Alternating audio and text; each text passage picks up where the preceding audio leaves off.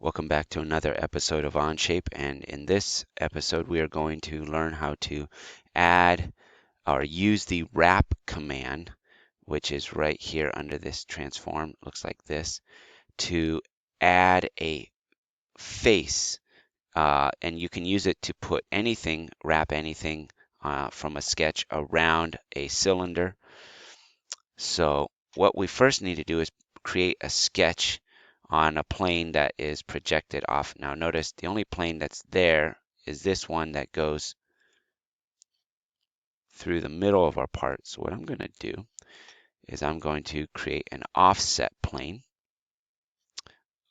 based on that front plane. Notice it's got here plane 1, and you can see how if I drag this plane 1, I can offset it as long as it is somewhat offset from the part out here, so it's not overlapping the head.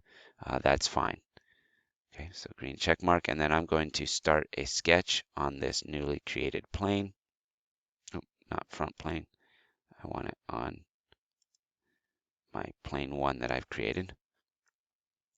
Okay, and I'm going to turn it so I'm looking straight at it. And then I'm just going to make something simple for fun here. I'm going to make a little eye, and then how about a little center point aligned rectangle. That, move that down.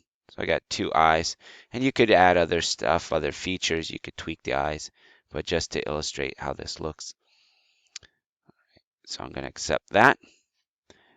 And so now, if you go back out, you can see here you've got your sketch. So I'm going to select the wrap command.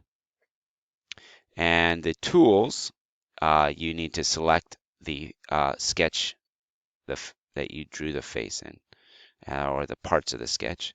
So you can see here, selected both the circle and the rectangle there, and the target, that's where it's going to wrap around. You want to select this cylindrical face, and you can see now that, and it also defaults to surface. I'm going to select a solid, and add makes the eyes pop out. Remove obviously makes them sink in. Okay, and then you can do all kinds of interesting things here.